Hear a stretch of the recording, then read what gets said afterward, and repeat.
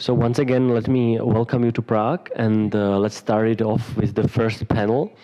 I would like to say, of course, that we have asked the Military Intelligence Service to be a media partner of this conference, but according to their business, they have denied our request. And of course, I would like to add that I would assume a silent consensus of ladies in this room, so that gentlemen can take their jackets off because of the weather conditions. And then let's move on to the business. So our first panel is called How do researchers cooperate with the SMEs in European member states? And the topic is examples of cooperation of research institutes and small and medium enterprises in Western Europe. We have 4 distinguished speakers at the panel. I will introduce them one by one as they speak. And the first one to my right is the very distinguished Maria Youssefzadeh, who is the European advisor at Swisscore, which is a Swiss agency, let's say, residing in Brussels. So I would like to turn the floor to her, and she would use her presentation sitting over here as well.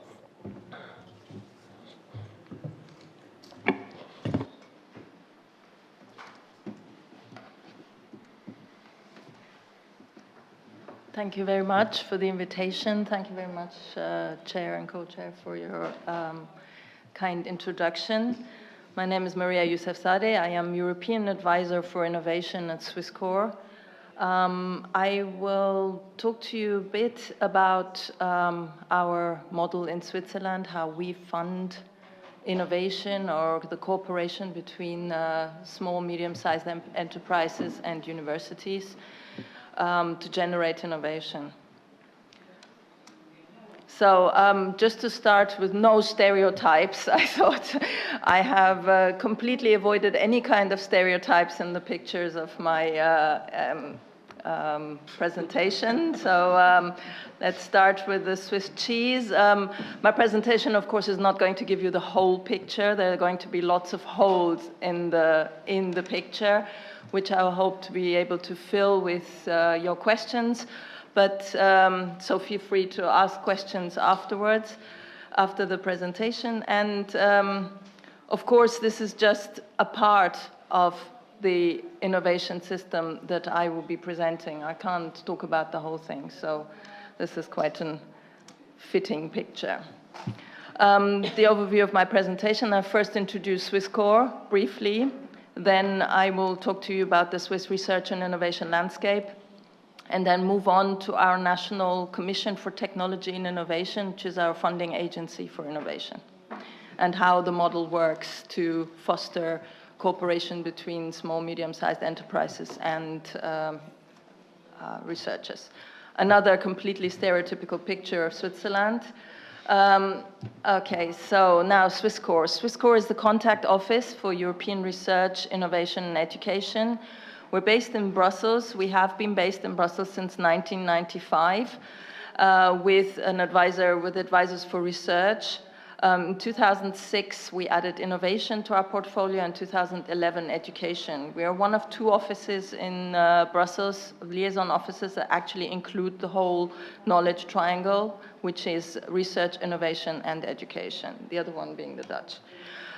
We bridge between Swiss and European knowledge institutions, and our main task is to support Swiss participation in European knowledge programs.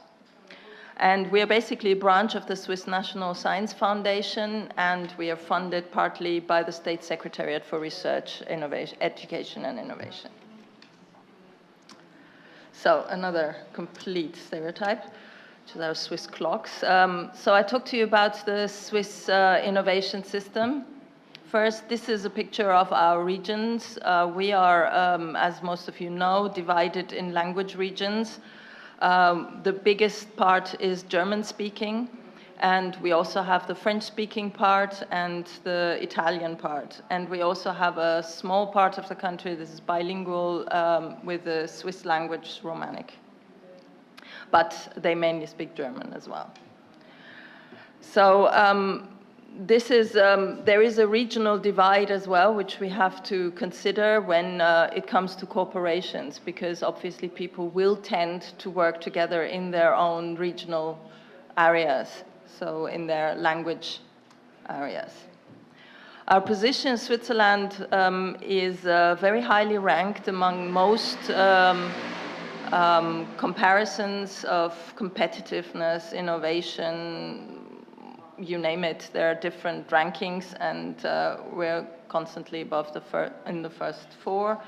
And together with, here we've got Sweden, we've got Singapore, Hong Kong, and Finland, and Germany, actually, in the latest European Union Innovation Scoreboard.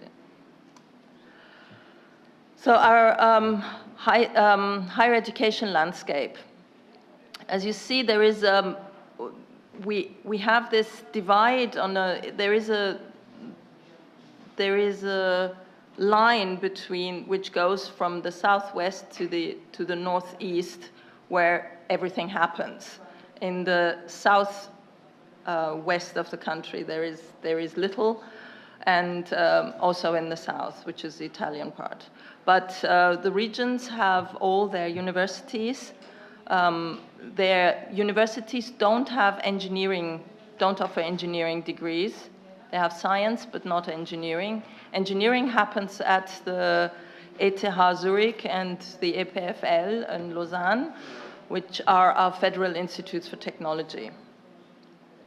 We also have another system of universities, which is called Universities of Applied Sciences. They have been created not very long ago with the specific task to be schools in the region and to work very close to the market, very much job-oriented when it comes to the education. People who go there have a job degree. I mean, they've learned profession, and after they've done their apprenticeship, they can add a year to get professional baccalaureate, and with that baccalaureate, they can move to the Universities of Applied Sciences.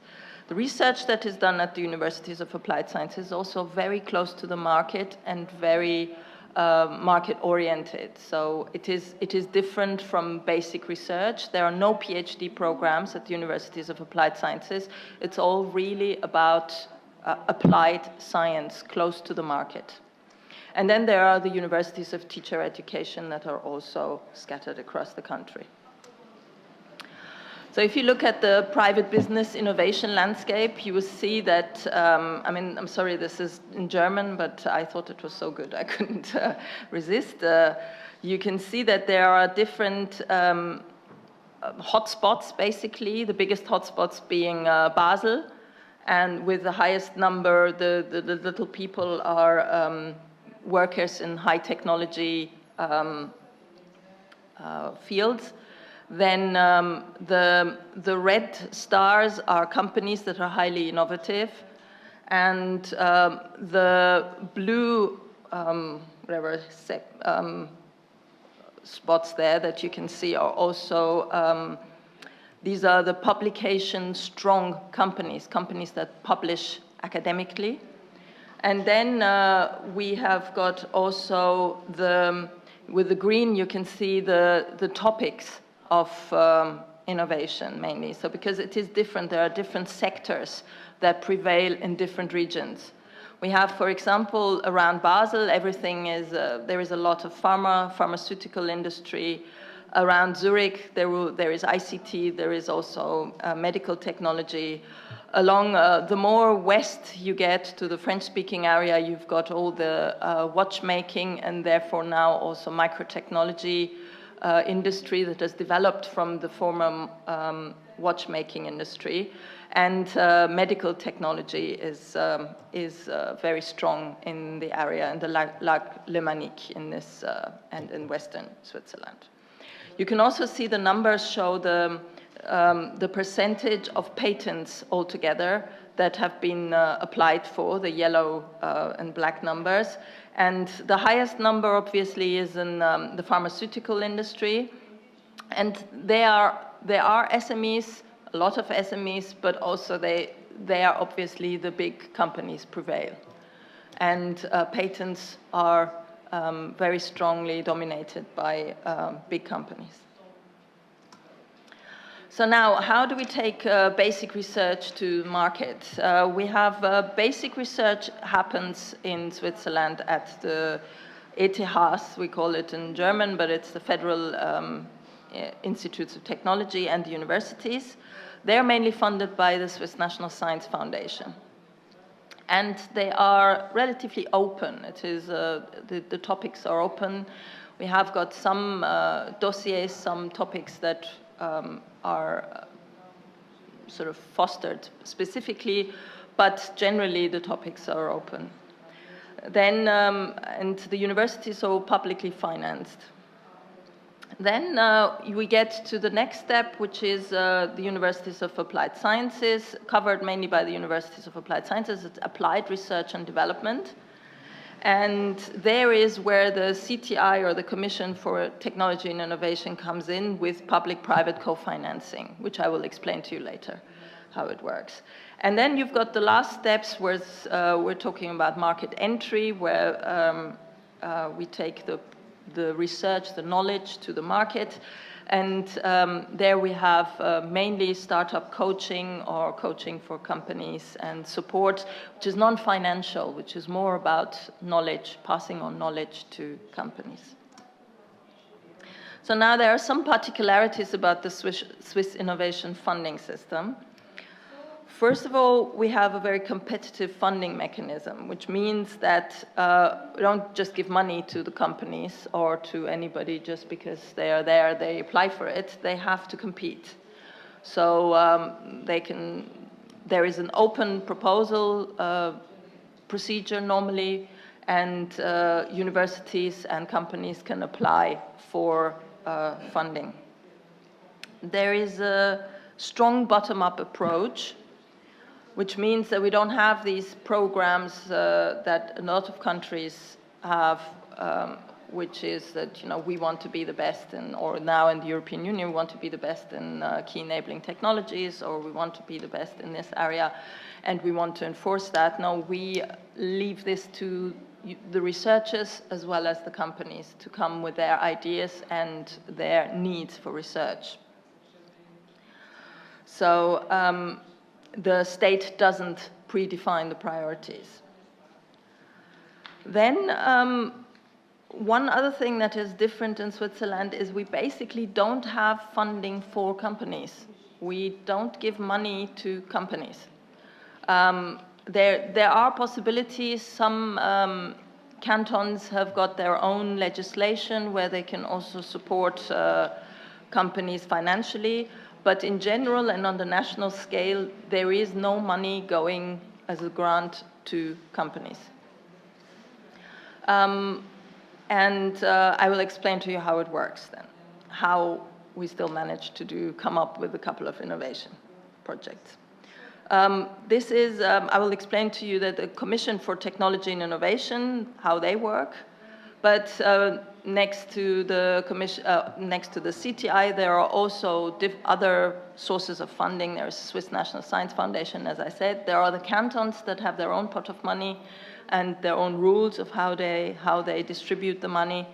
And some of the ministry offices have also got some dossier research where they say, okay, these are our priorities and we want to do some research in that area, like, for example, transport or energy. Energy is a big topic at the moment, and they come with their own pot of money and their own research needs. So now the CTI innovation project funding, because the CTI has got different instruments, but I will particularly try and explain the innovation project funding. As you can see, there is one sweet part and one very hard part that you don't really want to bite on. And this is a bit how it works.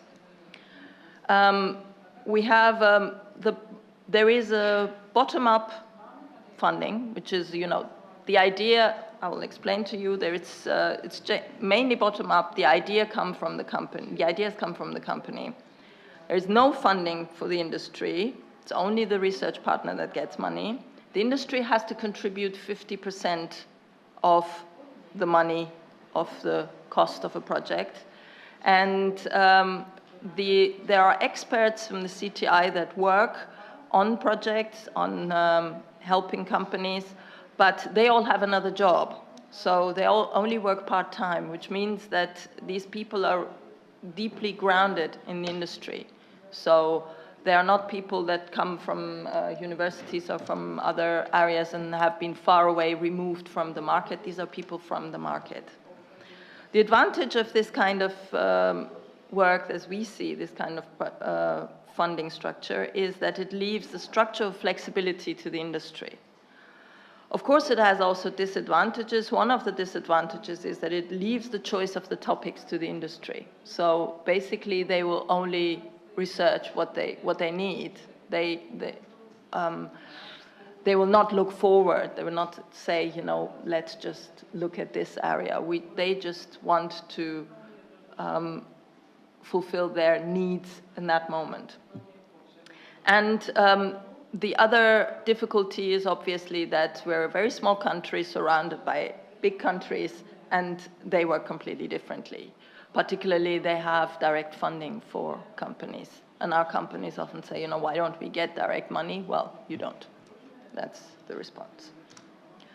So which companies do actually get funded? Which companies do get support? There is the important factor, one of the very important factors of the CTI work is that there is a focus on innovative companies.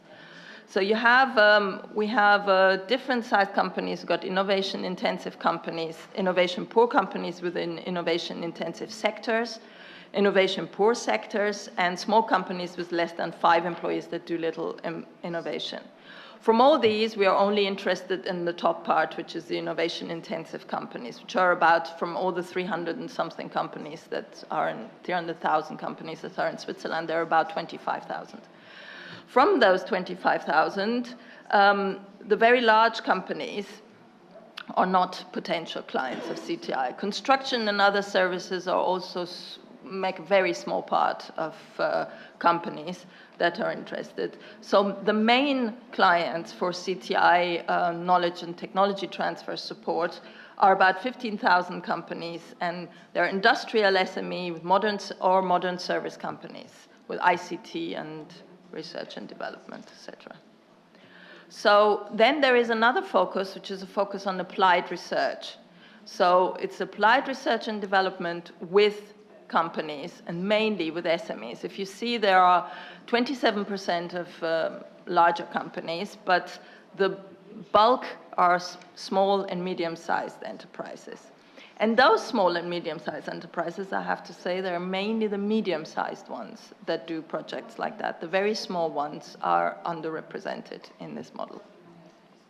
And the research partners are mainly the universities of applied science, because they work very closely to the market. That time you tell me. Yeah? And also the FIT is the Federal Institute of Technology. That domain is also growing for the CTI research. So they're moving more also from basic research to applied research, or they are widening their scope. And CSEM is the center for, the Swiss Center for Microelectronics, and which is also a research organization. It's not a university, but it's a research organization, and there are universities and other research organizations. So the funding model, it works like this. So typically a project is about 18 months. You've got about 800,000 project volume. And what happens is that the CTI says, okay, we're going to pay 50%, and these 50%, a maximum of 50%, go to the research partner. So we fund the university that is going to do the research. And the industry partner will have to match this, either with in-kind contributions, saying, okay, what we are going to do is we are going to put the same amount of hours of human capital in this. So we will work more on the processes, we will bring in all our knowledge from our side of the company, of the products, and the research partner will work 50% on developing something and researching. And the other option is that the company says, you know, we don't want to do anything, so we are going to just give you all the rest of the money. We're going to give the 50% in cash and have only the university work on it. That's the other option. And then the university takes over the part of the industry partner as well. On top of that, the industry partner will have to pay about 10% in cash, which is for travel expenses, for expenses, other kinds of expenses that come in thing. And the main criterion for the selection of these projects is the innovation potential, which means the scientific value as well as the economic impact. So why is it done like this? The reason is that often the universities have lack the proximity to the market, whereas the, I think we don't have that slide, they lack the proximity to the market and the knowledge of the market, but the companies, the businesses, they have the knowledge of the market, but they don't have the research capacity. They just don't have the resources. They don't have the people to do it. They don't have the infrastructure to do it, and they don't have the knowledge of the newest technologies. So this is how we try and match these companies together. But there is a strong belief in Switzerland that if a company really needs something, they will pay for it, or they will do something for it. We are not going to give them just the money for doing something. Another kind of support that the CTI offers, which is on a much smaller scale than the project innovation, is the support for startups, which is also for a spin-off of universities. So if a researcher decides that actually I don't want to do research for companies, but I actually want to set up my own company, then the CTI comes in again with training, with motivation events, with different levels. So they have to start from the beginning and then go through a whole development of becoming entrepreneurs. And they will be trained, and this is free, is a service of the CTI. And then once they've reached the level of being entrepreneurs, then they will suggest their business idea. They will get professional evaluation. They will get coaching for 1 or 2 years. And then afterwards, they will get a label. And this label helps companies, small startups, particularly in one area, which is that a company that's got a CTI stamp on it or a label is very interesting for venture capitalists. They come in and say, okay, these guys have had a good idea, obviously. They've done their research. They've done their entrepreneurship training. They obviously have convinced the CTI specialists and the mentors and the coaches, so they must be good. So therefore, we can invest in them. So this is very helpful for startup companies in that sense. On top of that, CTI really connects them to investors and business angels. There is a connecting possibility there. And another way of mentoring and coaching companies and helping them to connect is the newly set up networks of the CTI. These are called NTNs, National Technology Networks, and they have 8 thematic teams and focuses, and these thematic networks are brought together by industry. There is industry, there are researchers, and the idea is that the mentors go in and coach the small companies, and they build networks together so that small companies can talk to big companies can have their talk to researchers and so on. So they build a network, and within all this is the CTI with their mentors and their coaches, and they fund these network activities partly. So this is our system, and I hope helps. Thank you very much for your presentation. And we would briefly move on to the second speaker, who is Mr. Henning Friege, who is an advisor and lecturer at a technical university in Dresden, in Germany. So, Mr. Friege, the floor is yours, and if you could take like 15 minutes, maybe. I try. All right. Yes, thank you, ladies and gentlemen. Yeah. Oh, sorry.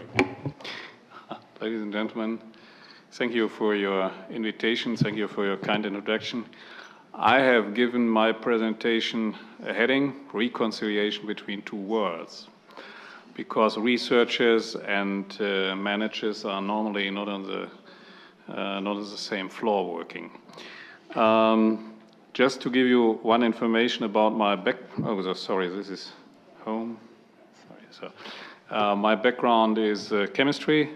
I was working in public institutions for about 20 years, sometimes doing also research within state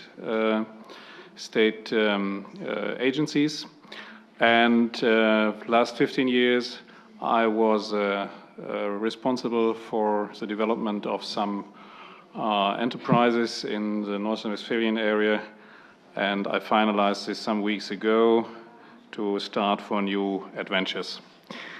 I will give you first of all something about say something about the relationships between SMEs and universities, and then I will present the policy which has been developed in North Rhine-Westphalia in the last 25 years. Then I come then to some conclusions concerning our issue, SMEs and researchers. Now, 2 words. If you are working in an enterprise, especially in small and medium-sized enterprises, they are normally struggling on and sometimes rapidly changing markets. They need solutions for their clients as fast as possible. They have no or very small budgets for research, and they have no spare time because time is money. And if you go to a university, researchers at universities or dedicated research institutions have their time to come to results. They need publications in scientific journals with high scoring, not of interest for any manager. They do not focus on the application of their results in the market, and they are paid by the government. And there are potential common interests which may be focused when we speak about reconciliation of these 2 words: higher budget for applied research, this is important, marketing of patents, which is very important, workplaces for research fellows in the industry, and public appreciation leading to more public funding, perhaps, or higher customer loyalty from the point of view of the managers. Now, what has been done in North Rhine-Westphalia in the last 25 years to support the cooperation between enterprises and researchers? Well, NRW, North Rhine-Westphalia, is a state with nearly 18 million people, inhabitants, and there are about 68 universities, technical universities, universities for applied science, Fachhochschulen and Hochschulen, sorry about this German. And there is also a large number of non-university research facilities like Institute of the Max-Planck-Gesellschaft, the Helmholtz-Gesellschaft, Fraunhofer-Gesellschaft. And there are about 763,000 small and medium enterprises. And perhaps we should do a similar, we should do that similar as you did, like what part of the enterprise is really of interest for research. Sure, they are not all, but it shows that there is a big market and a big problem to solve. Sorry. Oh, okay. There is a new policy, or this is a policy which is developed now from the North Rhine-Westphalian government to install regional innovation systems. The idea behind these regional innovation systems, or RIS, is to put human beings at the core of the research and to focus on sustainability in all research projects. That means you look for the economic success. Sure, if something is not put on the market or is not accepted on the market, you need no social and no environmental dimension for that. But both other dimensions are also important.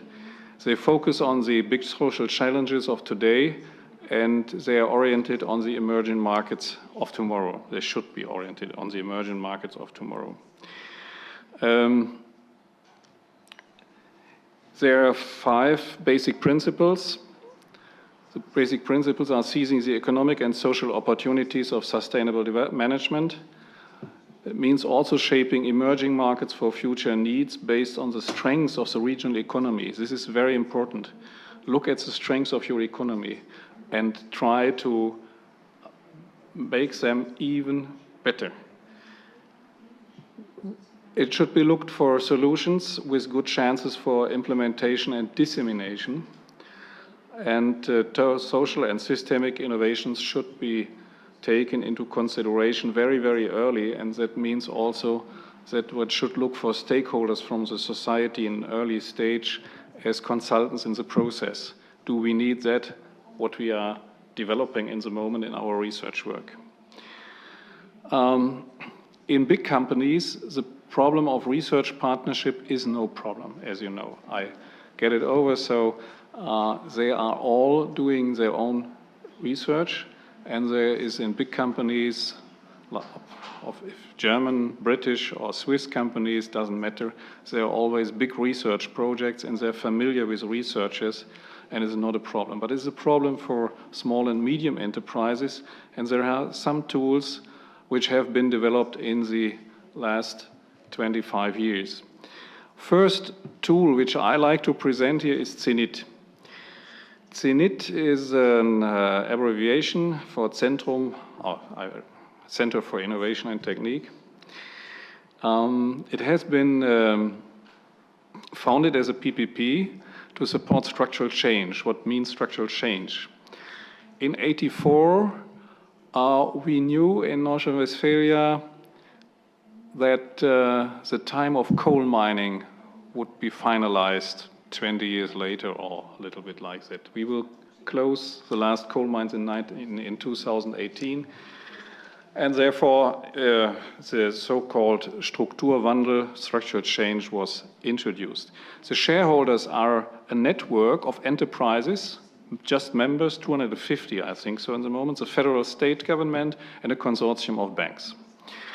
The consulting portfolio comprises mediation of cooperation partners in Europe, support in internationalization, funding for how to come to European funding, evaluation of project ideas, and support of innovation management, also technology and innovation assessment. During the work of CENIT, it turned out that a big issue is the marketing of patents. In many cases, small and medium enterprises do a little bit of research, but they don't have patents on that. So it needs to come to patents, and there is a need to market also, to need for patent marketing. This has been done by CENIT in the first years, and then they made a spin-off called Provendis. And Provendis is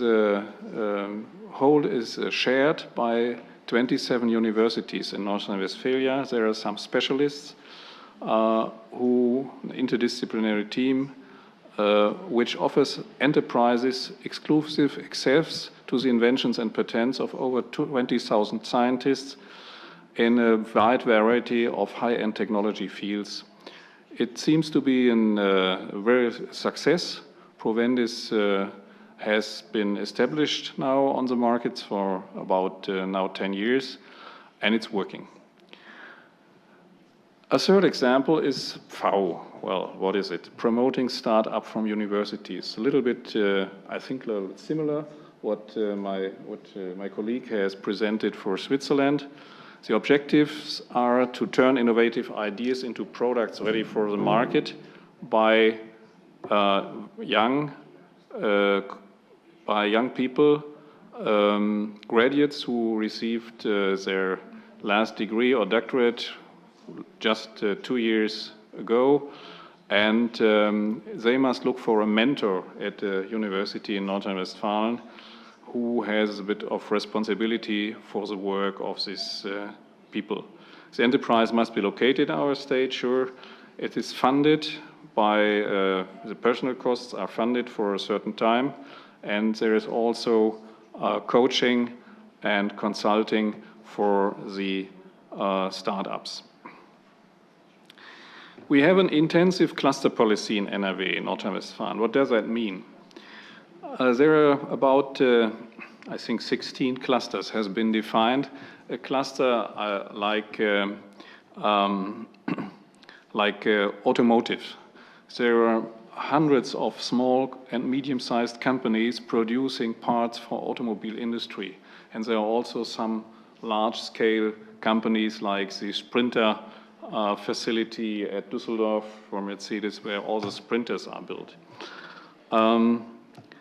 These clusters are organized, or it's not organized by the state, but there is money for the organization of the clusters. Within the clusters, there is an intensive exchange of experiences, also from small or medium-sized enterprises which are competing in the market, but they can meet in the clusters, perhaps to work together at a certain field, and they meet there also the universities for applied sciences. They meet there the researchers which are focusing on a cluster like this. There is a cluster manager. He's not heading the cluster, but he has the responsibility to coordinate all the network. And the cluster manager is normally a very experienced guy, aged like I am, about 60, who has a lot of experience in industry and in research. Just an example, there's a biotechnology cluster, is one of the 16s. The biotechnology cluster was presented 3 weeks ago at our last meeting of the Commission for Industry at the Chamber of Commerce by the cluster manager. And one of his slides I have here got is he was very proud on the number of patents in North Rhine-Westphalia for biotechnology, and we are number 1 in Europe by this, he told us, in the state, and number 1 in Europe and number 9 on the globe. This is one of many activities, just to show you one example. So it's a living organism, the cluster, and they are looking. All these clusters are looking for the excellence, for their excellence topics, and they're defining it by themselves together in a discussion with the state government. The state government gives some money to the clusters, but there's also money for funding for the research in some companies, but it's not so much. I think about 75 or 80% of all research money in Germany is not given by the state, but by private companies. Now, what are the conclusions?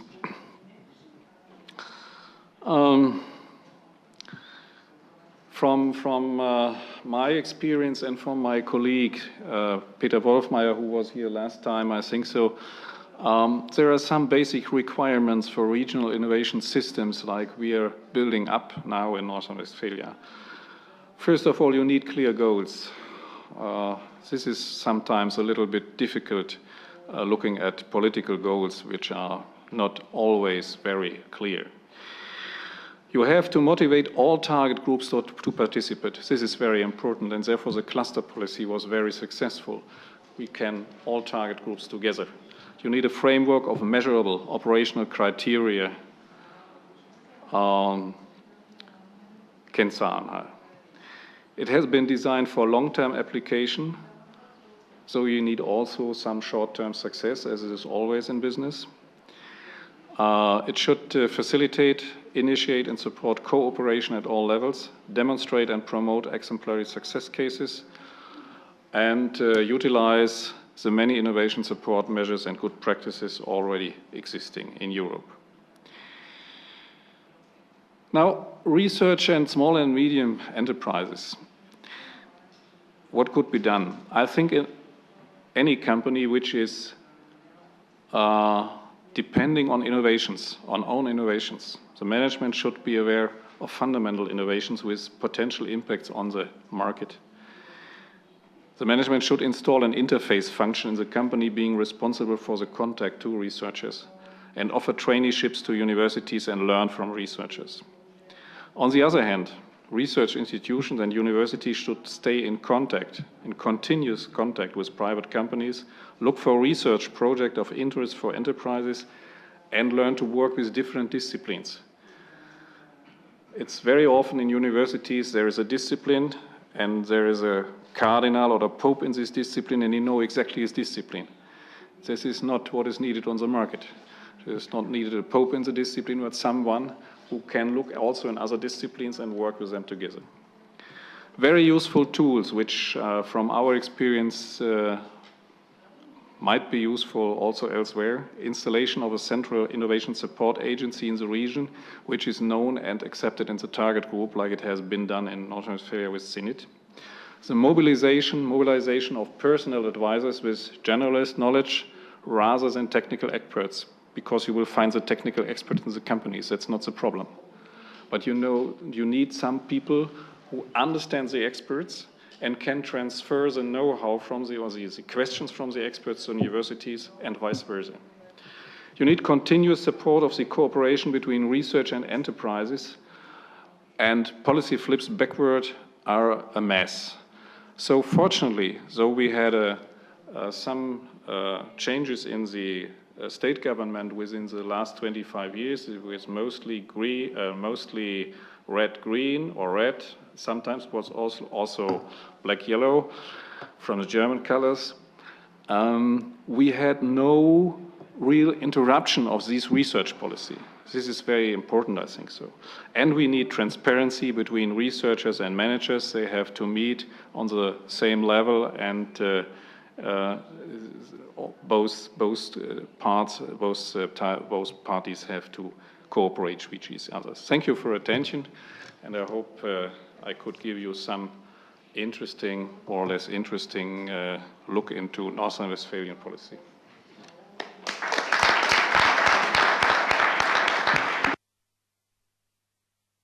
Thank you very much for your presentation, and we will briefly move on to the third speaker sitting from my right and moving to my left, who is Mr. Martijn John Lammers, who is a Dutch citizen, and he's an, is that right? Yeah, and he's an SME private consultant and at the Agentschap, is that right? Yeah. All right, I do pronounce it right. So the floor is yours, and I'll give you the presentation. Well, thank you for having me. I've spent about 6 years of my life studying different sorts of interesting topics at the university, ending up with the degree in chemistry, so I can relate to my German partner here. Afterwards, I worked for 8 years for a software company, because at the time there was much more work to be found in software than there was in chemistry, at least in the Netherlands. Afterwards, I started my own company. That went well for a little while. Could have been longer. And when I finished that, I started working for the government. I'd like to tell you a couple of things about the experiences that I have in funding the relationships between SMEs and knowledge in institutes. And I'm not going to use a lot of slides. And let's see how this works. Okay. When I prepared this PowerPoint presentation, the idea that got stuck in my head was usually people listening to a presentation of any kind, they only take one bit home. And so I can give you a lot of data, but I'm not going to do that. Our agency produces a very thick book at the end of each year stating where money went, what was successful and what not. And I could talk for an hour on that, but I'm not going to. What I'd like to go back to a couple of basic ideas, and using my own perspective, being part of, or having been part of both a company and university, and now part of the government. So I'm skipping all this nice data, which my colleagues usually dig up in a presentation, and I'm only going to stick with this little one. This little one explains how we spend all our funding that we do for innovation in the Netherlands. And as you can see, the big blue thing, that is funding going to taxes. Basically, most of the funding from the Dutch government into innovation is going into a tax incentive, making it cheaper for companies to hire R&D people. So their salary is partly tax deductible for companies. Another big chunk, and this is the chunk that I actually work for, is for innovation programs. And usually those innovation programs focus on cooperation between SMEs and knowledge in institutes. And a lot of it focuses on international R&D. Now for this one, I need a raise of hands from you. I'd like to ask all of you to raise your hand if you're married. So who is married? Okay. For those not married, any experience with being in every relationship? Yeah. Current. No, come on, people. At least the ones that are married. Okay, I assume all of you. This is an interesting book.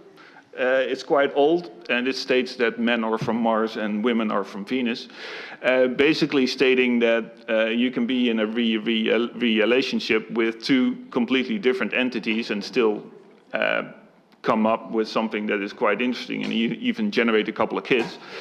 And I think that if you look at SMEs cooperating with knowledge in institutes, you find a lot of similar things as in any relationship. If you ask people from a university on what it would be like to be in an SME, they would probably state their R&D focus is a bit in the short term. It's more development than research, really, because really the hardcore stuff is done on the university and not within companies. Companies are mainly interested in how and not interested in why.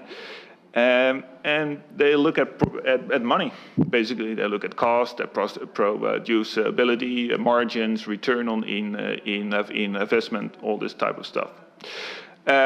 And one thing that makes SMEs really different from universities is they do selection at the gate. It means SMEs will hire whoever they want to hire because they think they're good. And universities, they have to do with training people, so they have to take in whoever whoever comes at their gate.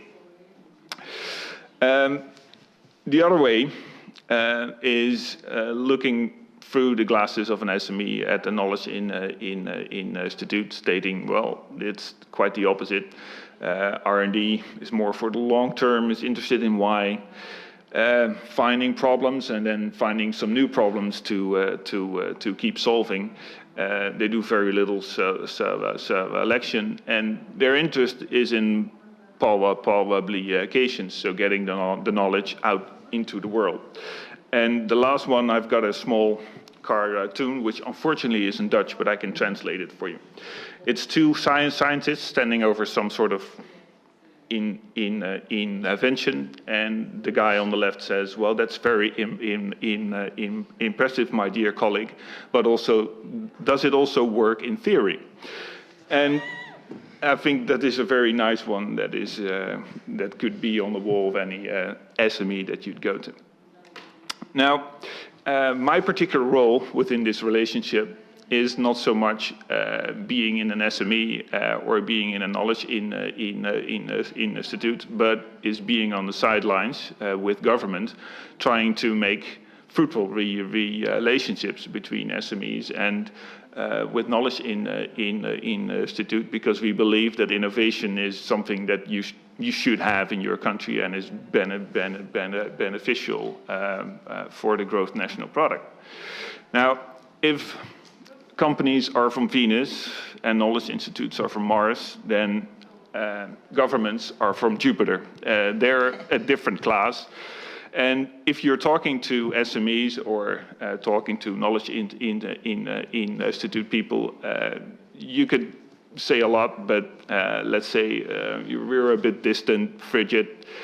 We're immense in terms of funds, which unfortunately is being less and less true every day with all this crisis stuff.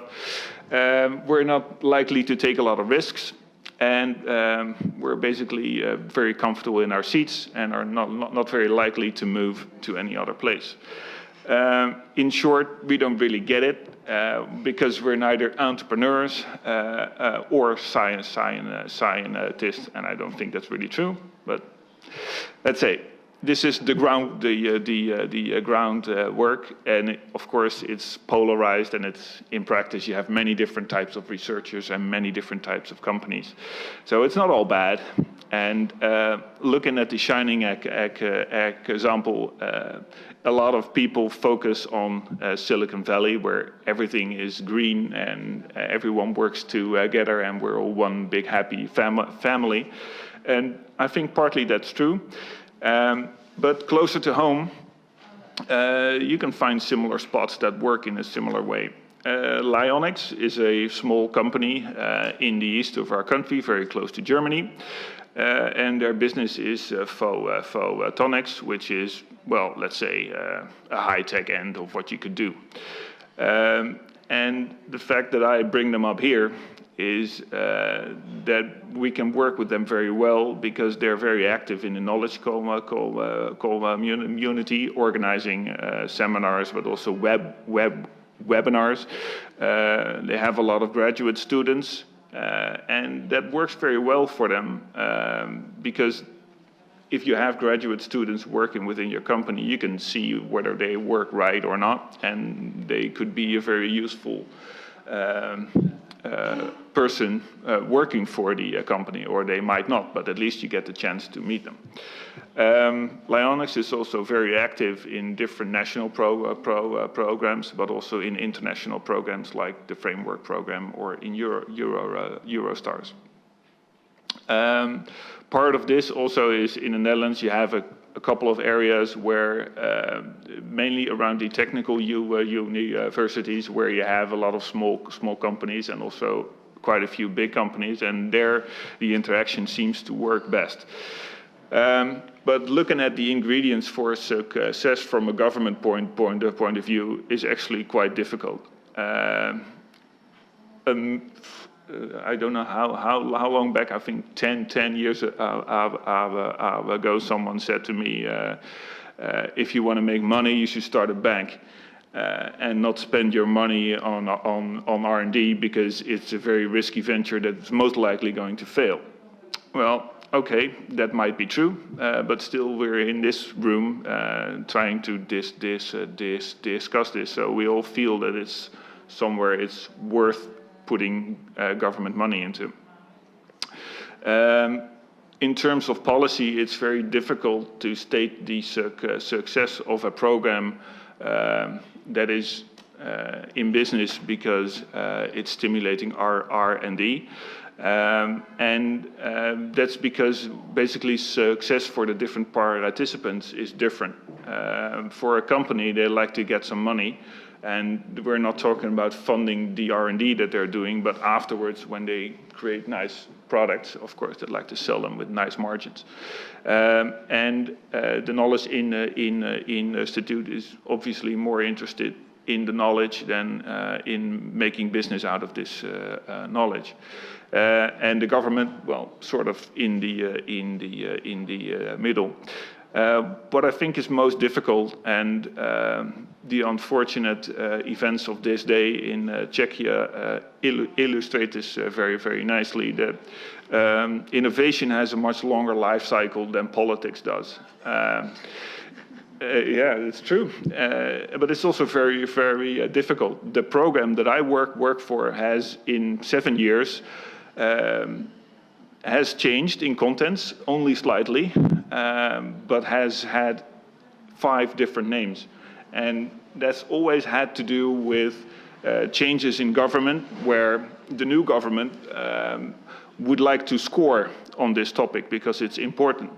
But it's very hard to score with the policy of the one of your predecessors. If you want to measure the success of your program, you got to be willing to survive all of the politics. How to do that? I'm still looking for that answer. But I think one important part is that you evaluate your programs very, very well, so you know at the end what comes out of it. And you need to look at what type of evaluation you want to make. This is the landscape that I work in. I have a lot of fun doing this, especially because I talk to a lot of people that have an incentive to go somewhere. They got a lot of energy in inventing stuff or in trying to get things to the marketplace. But looking from a more government point of view at this whole activity, I would like to discuss a few practical things on how to survive all the politics and how to make everything worth the money that you put into it. Ideally, in my opinion, a government fund would be an open competition. Bottom up is nice too. But at least everyone should be able to participate if you compete. And from experience, there's always many more companies and knowledge in institutes requesting money than you actually have. The competition brings out basically the best project. The cooperation is an important part. I don't think the cooperation between an SME and a knowledge in institute is easy, but I see in a lot of cases it's very well worth it. And I think it's the role of the government to facilitate that relationship. However, I do think that SMEs should be in the leading role in these type of cooperations, because eventually they're the driving force for making money out of innovation, which is actually more difficult than spending money on it. I also like to make things more personal, so I monitor a portfolio of about 60 projects. Some of them do very well, some don't, but I try to make things as personal as possible. So I visit the project, I keep close tabs on them, and they invite me also for their meetings. So I know what's going on in these projects. Number 5 for governments really is get rid of all the frustrating paperwork. I know this is difficult because we as government people try or stick to securities that we have, and most of these securities unfortunately are on paper. But please don't ask for things that you don't really want to know or you already know because they're stuck in some database. My personal experience with managing this fund and getting rid of paper has been a lot to do with committees. Our committees would consist of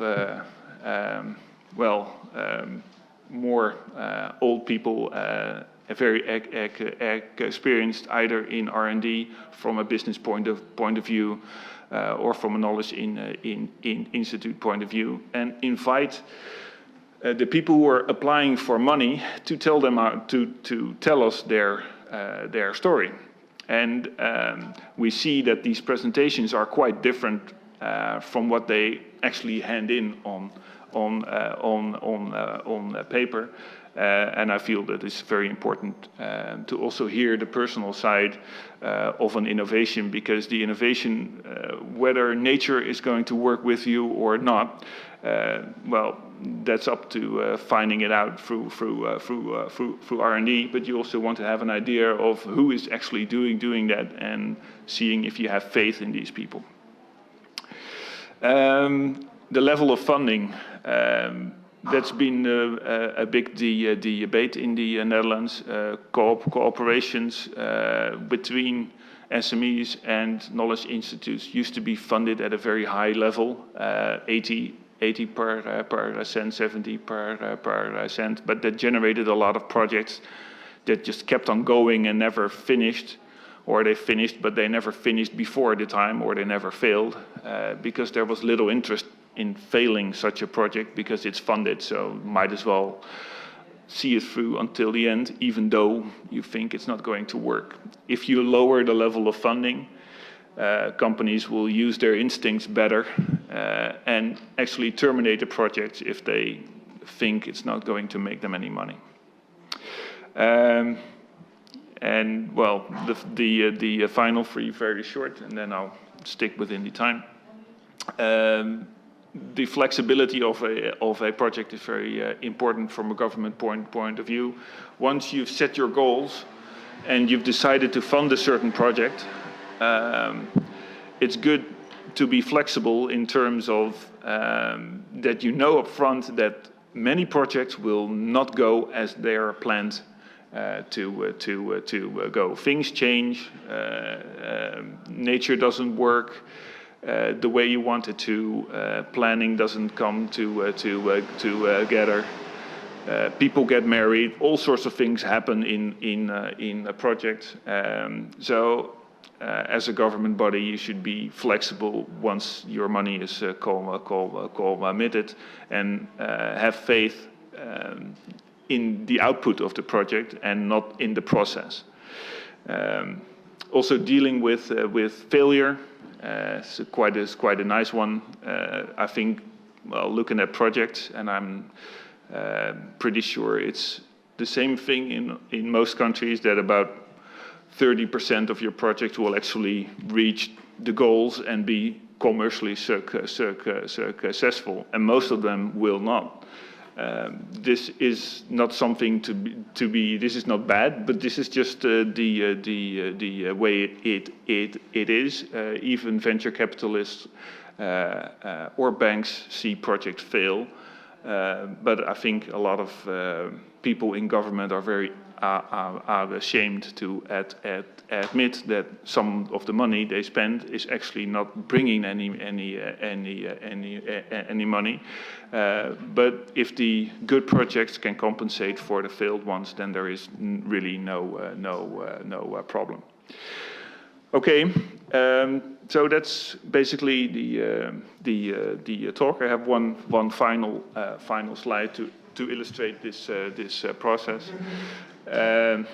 There's no romance without finance. So if you want SMEs and knowledge institutes to cooperate, you will need money to make that work. Thank you.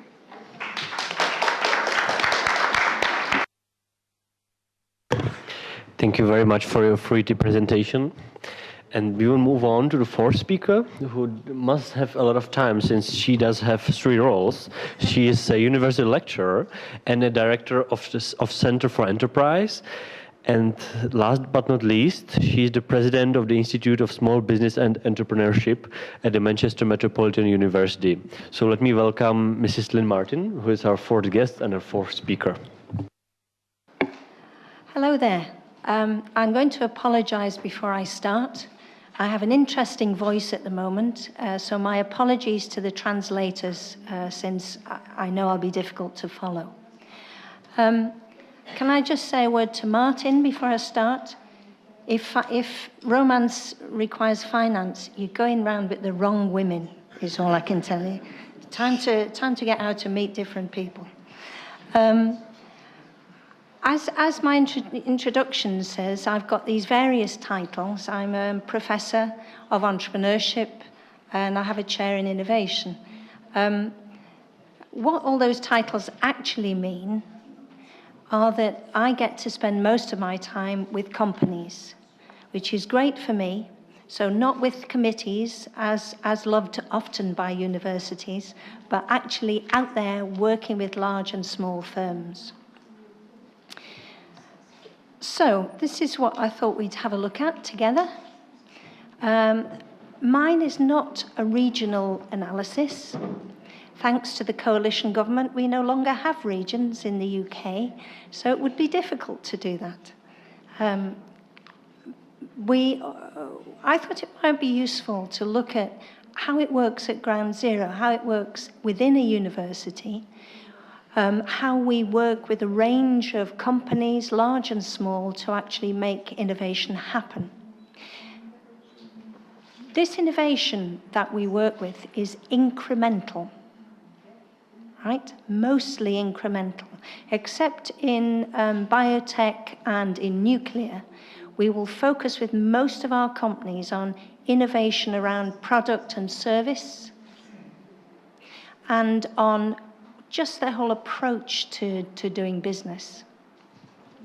The rather determined women on that black and white picture behind me are the women from the ladies' cooperative movement in the 1800s. Cooperative movement started in the Northwest. It's got a long history of independent thought and trade, and so hopefully it'll carry that forward. Now, I've got a selection of fairly random facts here about the Northwest of England, since I wasn't sure how much people would know. You might notice that two of those pictures have a certain connection. If I say Manchester, in most parts of the world, whether it's the smallest village in central India or the tiniest village in Africa, someone in the crowd will always say Rooney, Wayne Rooney. You might have heard of him. Apparently he's a footballer. As a Liverpool supporter, it's sad to my heart to have to say this, but we do have two teams in Manchester, and they're very important for innovation. The picture at the top is actually Manchester City's ground. It's an iconic landmark in Manchester, and what may not be obvious is how much technology there is in that building and how much we as universities, and there are a few of us in the Northwest, have had to do with its building. It's basically to do with its distribution and logic flow, its environmental scores, and also its high Wi-Fi, gaming, and other technologies embedded in the building. It's designed to attract families rather than just young men or older men.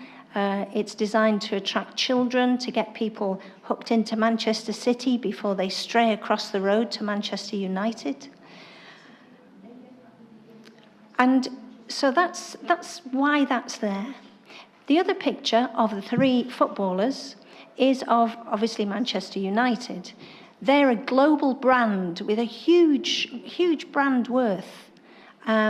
Alex Ferguson, who's recently retired, is an honorary professor with us, and we're working to look at how they've developed that brand, because it's not a new technology, but it's certainly a very effective way of doing business, and that's what we're trying to learn.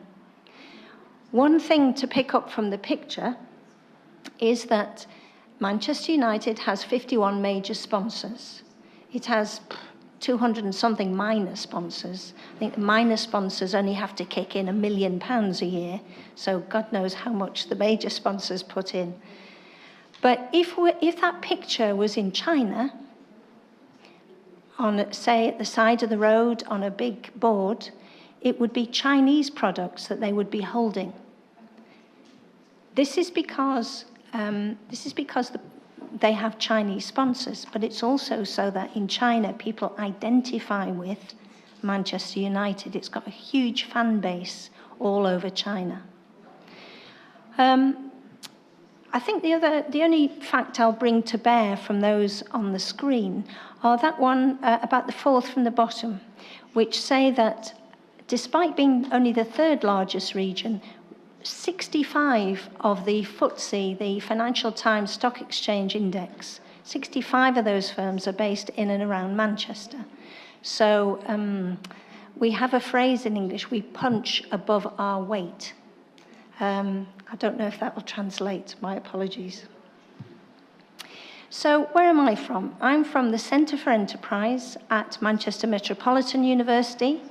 Those pictures there, the picture of the building is just the business school. Our business school has 8,000 students, the whole university about 38,000. Again, I'm not going to read these things to you. I just wanted to give you a snapshot, really, of some of the things we were doing. So our Centre for Enterprise has 34 staff, various sorts of jobs, but the important thing is the university does not pay any of their salaries. They have to bring in money in order to pay their salary. And they have to generate a profit while they're doing it. This year, so far, since January the 1st, we've worked closely with 220-something firms, small firms, and it should say 15,000 over the last 8 years. We've done that in lots of ways, but the reason we've done it is that we want to put our knowledge to work. It's not enough. It's not satisfying enough for us to gain research awards and to publish, and for me to sit in rooms like this with a captive audience waiting for their coffee. It's not enough. I want to see that knowledge put to work in our companies. I'm not going to talk through this slide. I'm going to just point your attention to those 3 words at the top, because those are our core values.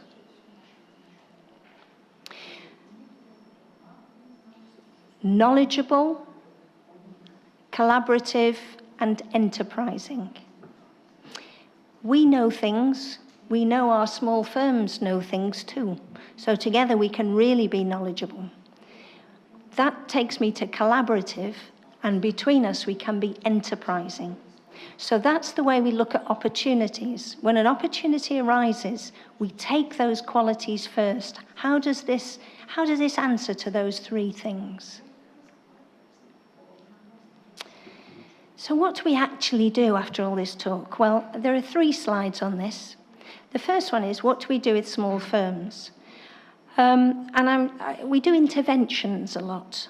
So we actually try to help companies grow.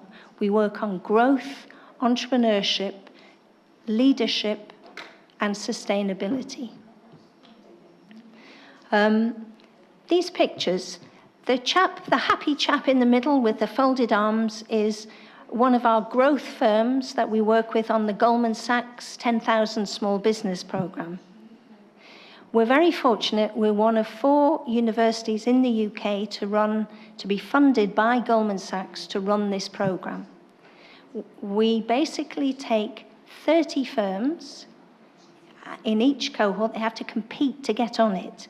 And we put them through a learning programme that connects them together and gives them a robust growth plan.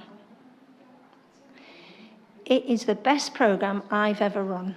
So I have a religious zeal about it because I've seen the results. To see those companies grow the way they have in profitability, in employment, in all those things, through product and system innovation, it just brings a warm glow to your heart. It's a mixed program. So I know we've had talk about clusters, but if you look across the middle there, those 3 pictures, one is in the oil industry, one is in solar panels, and one, the gentleman on the right, runs a company for care for the elderly. And yet together, they really help each other grow. It's a phenomenal thing to be part of. I won't go through all of these things, maybe just fast forward funding. We have very good links with a range of financial institutions. 4 of our high street banks are putting money into a scholarship fund in order that companies without financial resources, social enterprises, etc., can come on this programme to actually learn how to ask for money. Because in the UK, there's no shortage of money. There's an enormous wealth of money waiting to go out to companies, but the companies can't ask for it in the right way. So that's what this program is about. We develop other business staff at the request of the owner managers, so both the managers to leaders program and the higher level apprenticeships in that second group, both of those have come from our small firms. They asked us for things, they helped us design them, and then they pay for people to come on the programs. It doesn't get much better than that, believe me. One of our last things that we do with our companies is to get them together. So in that third set, you'll see Love to Trade. 100 companies who pay to come together with us to meet each other. They trust us, and I'll talk about trust on the last slide. They trust us because of working with us. They've never met each other because they're in groups of 30 here and here. So our job is to get them together. And because they trust us, they learn to trust each other. And we found that a very good technique for new business, new trade opportunities, new innovation, new companies have come as a result of last year's event. We're building up to the next one in July. Just a word about students. Yes, we do have those students. We're currently working with 2,000 students across the university. And do we want them all to start businesses? Well, I'm sure Her Majesty's government would love us to say, yes, they will. But they won't. Our job is to try to help them be enterprising people, to enhance their range of skills so they do better when they leave us. So there's a picture there of happy graduates from our Going Freelance course, which is targeted at musicians and architects, because they're not going to have a business in quite the same sense as maybe an engineer with a new product to develop. They're going to need to be able to really be self-employed, to generate their own business, to go freelance. The other picture on this page, the one at the bottom, shows a group of 3, one of whom is a small firm owner. I'm not going to ask you to guess which one. But this was a 2-day workshop last week, a boot camp, where we got together just under 70 students and graduates who want to start a business, and 20 of our small firms gave up 2 days of their time to come in and work with them on tasks, on different activities. You've heard Henning talk about how important time is to small firms, so we know that their passion has driven them to come and help. And we're finding more and more that small firms have that passion. If we give them the opportunity, they want to play. They want to come into the university and work with students and help improve things. It's our own fault if we don't make those opportunities. So last of the 3 slides on what we do. Well, I shouldn't come to it last because it's research, and I am a research professor after all.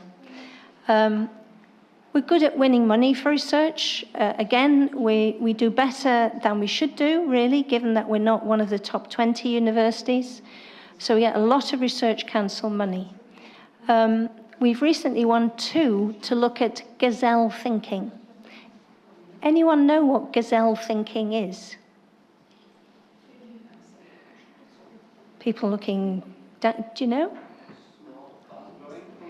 Yeah, it is. A gazelle is a company that has high growth. And the fascinating thing is you can have 100 companies and you do the same things with them, but somehow 8 of those companies will fly. The others might do okay or quite well, but those 8 will really fly.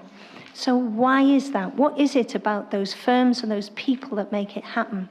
So that's what those 2 things are about. And you'll notice that our partners there are large and small firms. They're interested in it too. They're trying to make sense of their own success most of the time.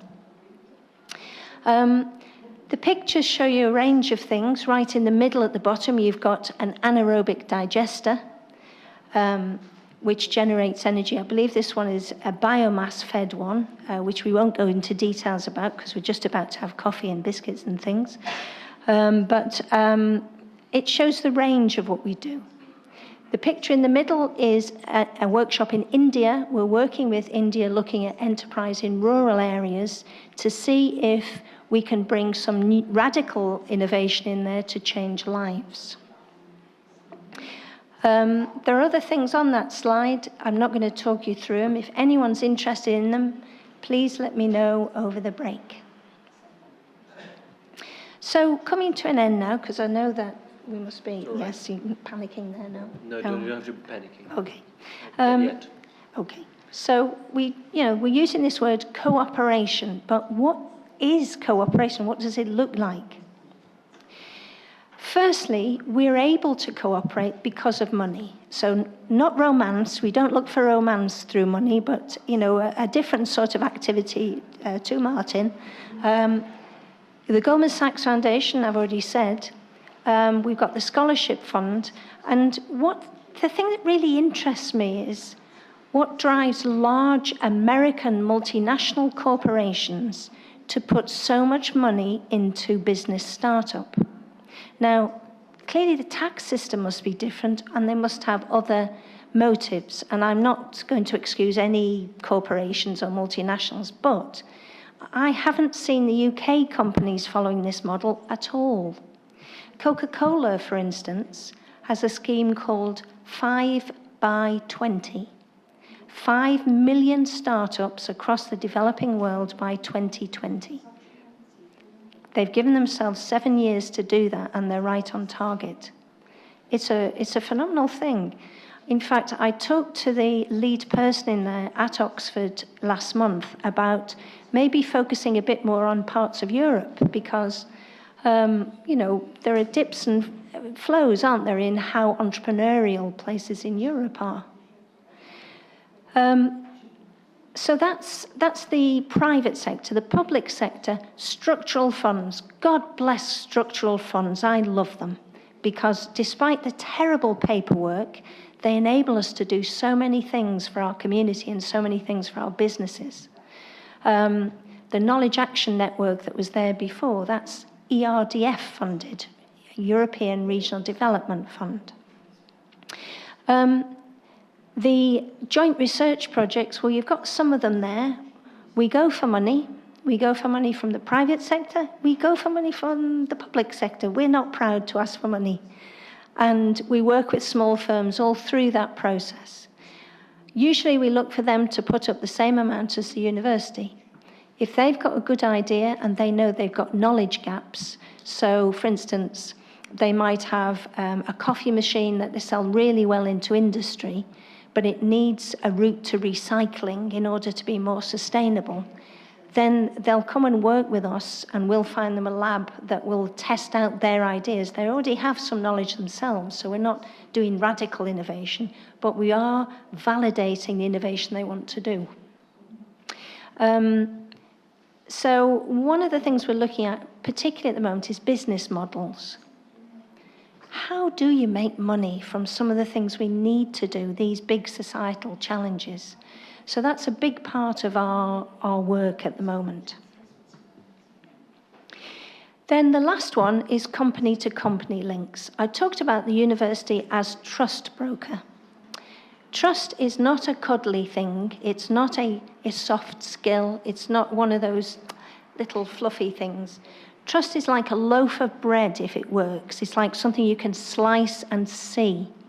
And it has to be seen as that and put in place early on in relationships. You'll see in that third group under the company-to-company links, I've put rules of engagement. And that's something we establish with our companies the first time we meet them. So we put them into small groups. We work out the rules and they agree them, they sign up to them, and we put them on the wall and we get them out every time they meet. And we hold them to them, and more importantly, they hold each other to them, and that's what makes it work. It's not, sadly, my professorial words of wisdom that changes the world. It's the relationships between those small firms, how they help each other and learn from each other, that drives growth and innovation. And we're a small part of that. The picture with the balloons is love to trade. chaos it was last year because people got very excited. I'm trying to limit it to 100, but I think we're already up to 150 this year, so it's going to be a lot of fun again. It's a source of income for the university, but it's also very practical in that it sets up new links between firms. The cup of tea, very English that, isn't it? A cup of tea being poured in the middle is our Tea with the Prof programme. I find as a professor, when I go into small firms, I'm a bit of a surprise often. Firstly, I'm a woman. Sadly, that's still a bit of a novelty to some. Secondly, I'm sort of short and mumsy and speak the same language as the small firm. So it's a bit of a shock to them. So part of the Tea with the Prof series is to open up the university to say, come in, have a cake, come and have a cup of tea. We'll look at something you want to look at on the way, and we challenge them. They have to do challenges together. Then we look at what research says. Then we look at, well, what does that mean in your business? So it's a great way to meet people. It's a great way to get firms into the university and also to build up loyalty, because for the first time, they actually feel like we welcome them as people with ideas, as equals, as people who might know more than us. So as well as the system Henning talked about and Maria, as well as the things that Martijn said, it's time to look at a slightly different approach from universities themselves, theoretical or applied, in order to open up those doors, because we benefit too. We have 100 research projects we wouldn't have because we've opened those doors. So it can work. Lots of pictures. I can show you endless pictures, just from the range of things we do. But I'm going to just finish on this one. If you're interested in anything I've said, or it doesn't make sense, or you want to challenge it and you don't have time today, contact me on Twitter. Those are our sites. I'm on LinkedIn if you're a LinkedIn person. I've come off Facebook, largely because I have a lot of younger relatives who are doing really naughty things at the moment. And I just, I so don't want to know. They're just at the stage where they're posting pictures after alcoholic nights out, and you just think, and they're anti, it's probably better not to know. So Twitter, LinkedIn, or by email.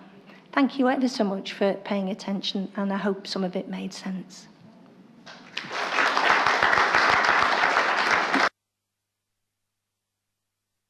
Thank you very much. And right now we do have like 15 minutes for discussions or comments from the floor. So if I might ask the audience if there are any questions in Czech language or in English, or are there any comments?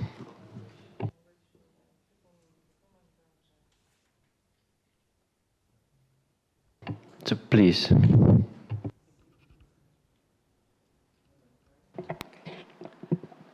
Hello.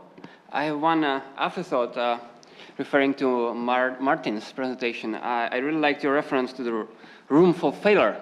Now this is important and fundamental because I believe it's quite poorly understood by Czech policymakers. We have some programs with 100% success rate of R&D subsidies, which almost by definition says that this money hasn't been spent efficiently because it was funding projects that were not sufficiently risky to justify government funding.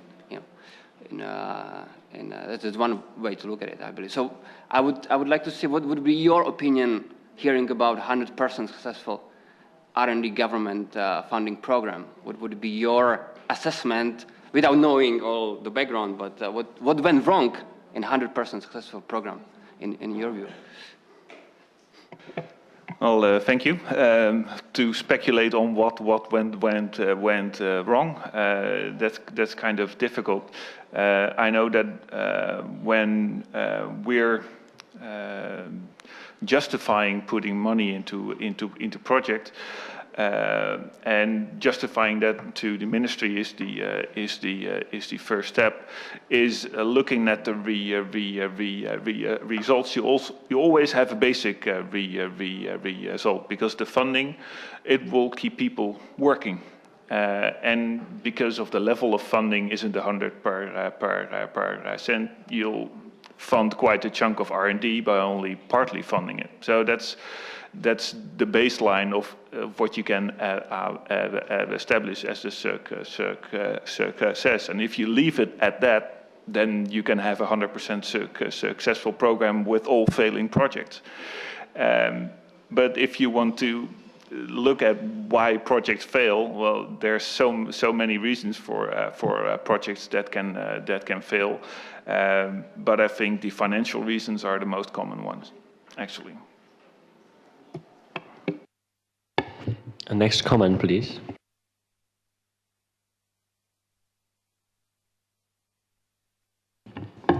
Hello, everybody. My name is Petr Kaiser. I'm from the Ministry of Foreign Affairs.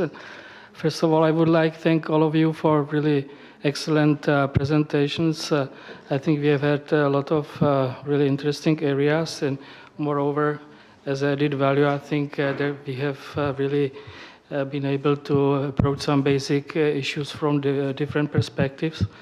From my point of view, one of the most important issues is how to really help the startups and spin-offs to really put them on the paths of sustainable growth, I would say. We have heard a number of ideas, and I think the buzzwords were to build mutual trust, to force or to invite rather the people from the Mars and the Venus to meet, to work together, to understand each other. In this regard, I would like to know, for example, whether on national level, like in Switzerland, when you think of financing or meeting venture capitalists or people with money to invest in the startups, whether you think regionally or at national level, I mean private investors in your country, or you think globally, it eventually a startup should go, in my view, global in order to be sustainable in the longer term. And I think there is a related question that was addressed as well, that you support the excellency. I mean, the success is based on something very new, and it's obvious it cannot be a mediocre idea that is going to be, I would say, successful in the end. And it's always difficult to say or to evaluate the quality of applied research, especially their results. So I was quite impressed or inspired by remarks of Mr. Henning that there is a kind of feedback you can provide to the enterprise. So I would appreciate if you can elaborate a little bit on that as well. But I would like to conclude for really thanking for your really thought-provoking presentation. Thank you. Thank you. We will start with the Swiss lady, and then we will move on to the German. Okay, thank you very much. Well, yes, your question was about international support for startups. There are different levels. I mean, I introduced you just one program, and there are obviously several programs, and there are actually some very interesting regional programs. One of them is Capital Proximité, which is in the French-speaking region, which is basically like, to stay with the picture, with the metaphor that Martijn has introduced, it's sort of like a marriage or a dating website, but it is for people who want to invest and small companies, because normally, people can invest in large companies. You go on the stock market or anything, but there are people who actually would like to invest on a regional scale as well in small companies in their area. And there is something like sort of a dating website where they meet. And there is the local element, the regional element is very important, because it's the support for the region that people want to do. They want to support their own young companies in the area. But there is also a language issue. People like to stick with people who they can talk to. And as you said, trust is a very important issue. So there is something about trust. On the other hand, there are national programs. There are national programs where, as part of the CTI support, for example, to introduce companies to business angels, to venture capitalists on a national scale.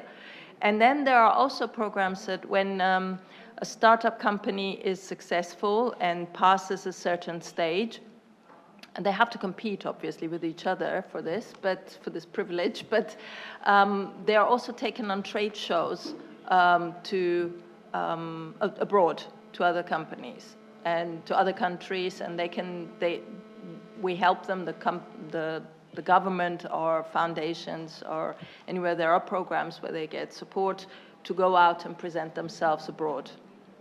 That is done, but there are different programs that do that. Maybe ask for the German case.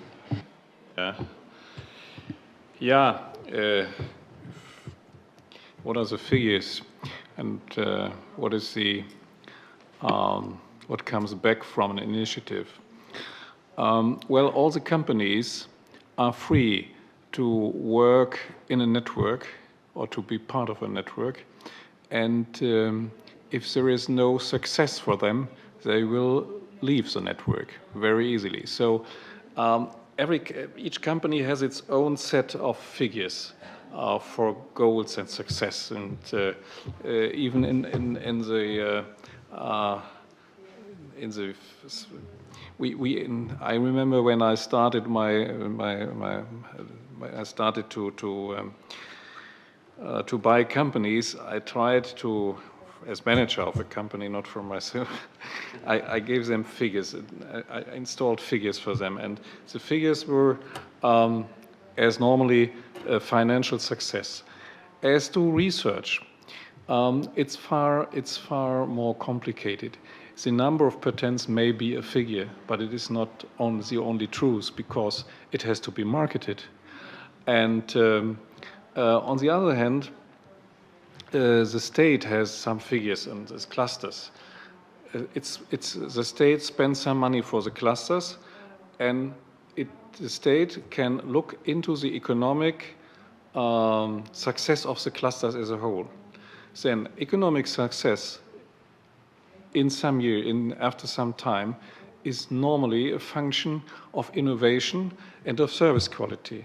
So there is no direct, if you're looking for numbers and for figures, it's normally very, it's not so easy to answer if a research project was 100, 150% or only 50% successful. And sometimes a research project with small success may be a starter for the next research project with a lot of success. So I think all these projects and all these network activities are judged by the companies and by the universities. If there is no success either for the universities, more funding, more appreciation by the companies, or if there is no output for the companies, which may be used on the market for sustainable for their own sustainable development and future, they would not be in these networks. From the experience we have, this central institution which helps to come companies and universities and researchers together seems to be a very good idea, because we have an enormous number of companies who are sharing this institution. So they pay money for the institution to be a member there, to become a member there, and to decide to be part of the decision of the boards and so on. And as to universities, the question it's more difficult to answer, because universities are always engaged in these networks, because they hope, or they look for funding on one hand, and on the other hand they look for workplaces for their students. So they will always be in these networks. But especially especially looking at at Zenit, And on Provind, I think in both cases, the universities, I don't know all the professors there, but those those professors who have asked are fond of these both organizations because they say it's helpful. Thank you for your answer. We do have a short time for last question, or we can have extended break for coffee. Please. I have one quick question. Since we have international speakers, how do you see Czech Republic from your perspective? Is it an interesting country to work with on R&D projects, or is there something special that would attract international cooperation on R&D into Czech Republic? How are we seen actually in your country? Thank you. I have to admit that there's some camera taping on, so we can turn it off if you want to answer that question.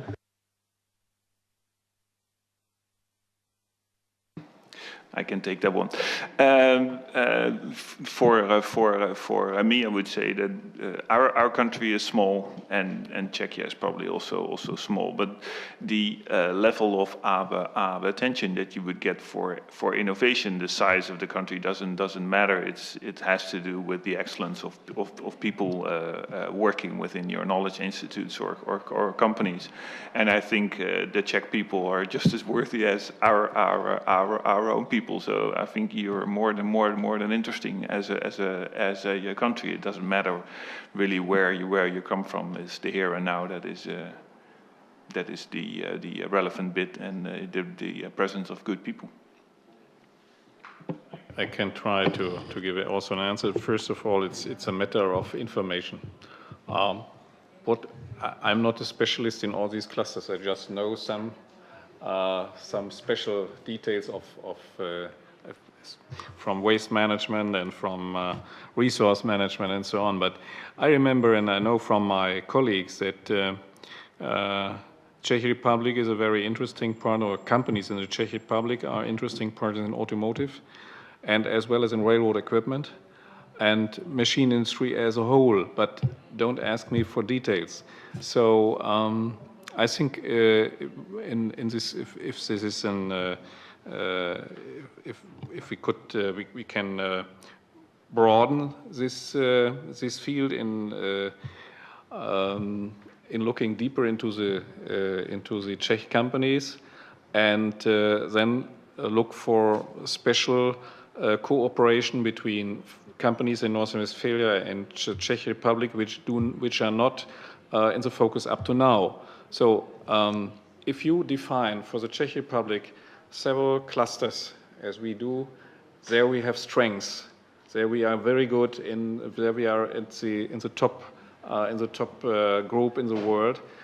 Then it's very meaningful to go to the German colleagues in the clusters and ask for cooperation.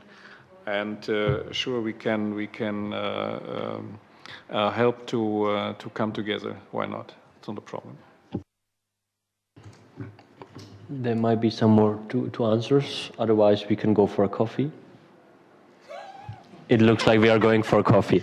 All right, so thank you very much to all the panelists who maybe will talk about it off record with the coffee in their hands. So in 20 minutes, we will be meeting here for a second panel which will be directed on regional cooperation. Thank you very much.